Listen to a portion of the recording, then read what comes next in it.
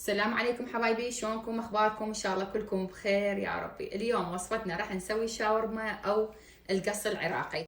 طبعا المكونات اللي راح احتاجها، اول شيء اني هنا كيلو كامل من اللحم، لحم عجل، وهنا عندي ليه تقريبا 300 جرام من الليه راح احتاجها، وعندي التتبيله او البهارات اللي راح احتاجها ويا الشاورما. عندي هنا الطحينيه، النومي حامض، عصره نومي حامض عدد 2، اللبن، عندي هنا الخل، وراح احتاج طبعا الزنجبيل، هنا عندي البابريكا، الفلفل الاسود، الهيل المطحون، عندي هنا الزنجبيل، وعندي هنا الملح والكمون والزعتر، وراح احتاج الكزبره، وهنا زيت الزيتون، راح احتاج البصل للشرايح، وهنا عندي الثوم المهروس.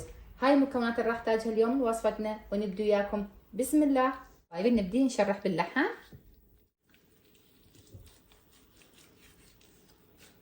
هاي هيجي حبايبي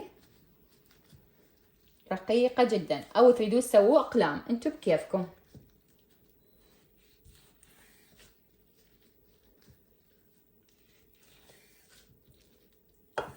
هاي شوفوا حبايبي هيجي.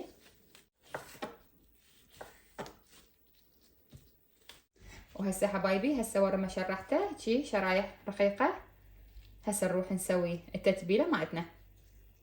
وهسه حبايبي راح اضيف الخل، طبعا يطلع ملعقتين 3 ملاعق من الخل. راح اضيف زيت الزيتون 3 ملاعق من زيت الزيتون او الزيت العادي تريدون كيفكم. وهنا راح اضيف الراشي او الطحينية حبايبي.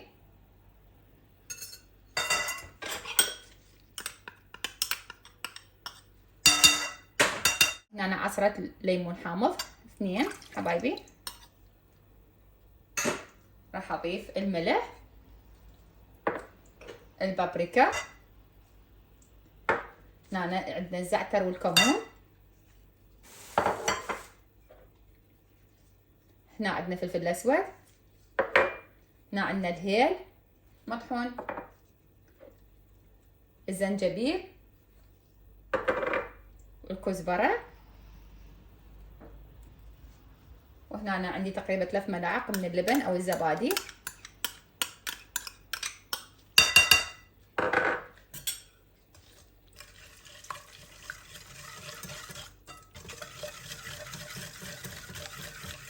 وراح اضيف هنا تقريبا عندي بصلايه كامله شرحتها، تقريبا 7 الى 8 فصوص من الثوم هرسته كله اضيفه. اضيف شويه من المي، واذا حابين طبعا تصير شويه حاره عندكم اضيف من التشيلي. وهنا حبايبي راح اضيف هسه اللحم.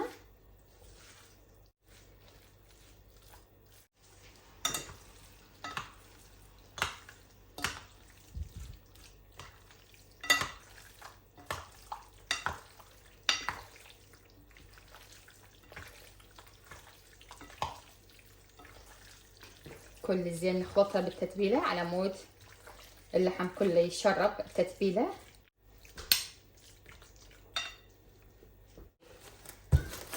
هسه حبايبي راح اغلفه كل زين، وراح اخسرته تقريبا ليله كامله. راح احطه بالثلاجه لمده ليله كامله مثل ما قلت لكم. اذا انتم مستعجلين عليه كلش هوايه تقدرون تحطوه بالتتبيله 4 إلى 6 ساعات حبايبي، تقدرون تشتغلون نفس اليوم بيه، بس انا حابه اشتغل بيه ثاني يوم. وهاي حبايبي هاي ورا مرور يوم كامل هاي شكلها، هاي شوفوا. طبعا ما اصف لكم الريحه مالتها تخبل.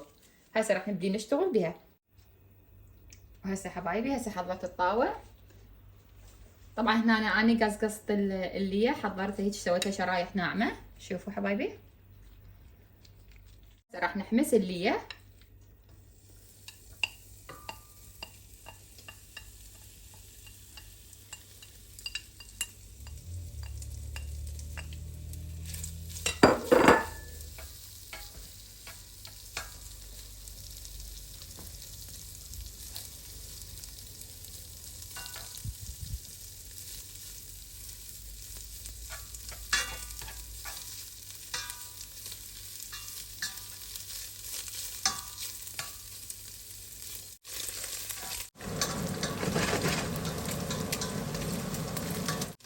هسه راح ابدي اضيف الشاورما او القص العراقي. احنا نسميه بالعراق القص.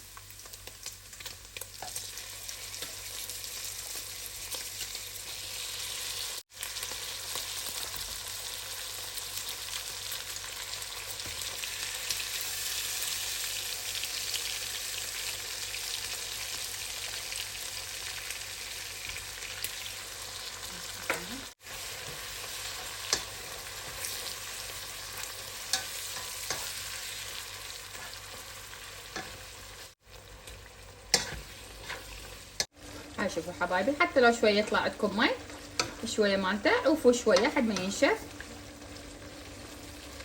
طبعا هذا الدهن مالته مال ليه.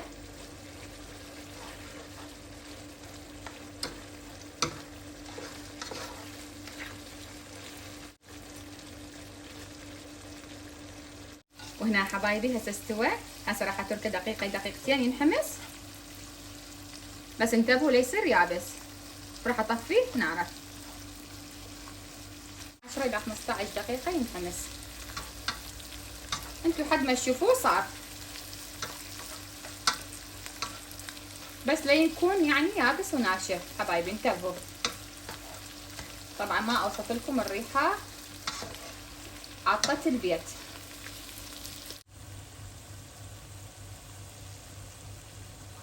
حبايبي شلون صار شكله، وهذا شكله النهائي للقص العراقي حبايبي. شوفوا طبعا طلع يجنن. وهنا سويت طماطة شوي، وهاي صمون العراقي، وهاي سويت سندويشة قدامكم او لفة، وهاي مقبلات. وهنا أنا سويت القص بالفرن. طبعا تقدرون تحطوه بالفرن، تقدرون تسووه على الطاوة، الطريقتين تصير. وإذا عجبتكم طريقتنا أو وصفتنا لا تنسونا باللايك وتفعيل الجرس. وشكرا ومع ألف سلامة حبايبي. هحط له شوية بصل،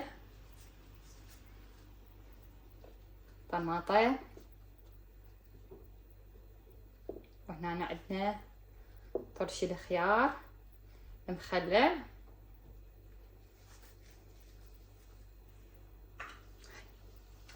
شوفوا حبايبي، انصحكم تسوون هاي الوصفة والطعم يجنن. وهاي الدريسنج او السوس، هاي لفتنا صارت جاهزة.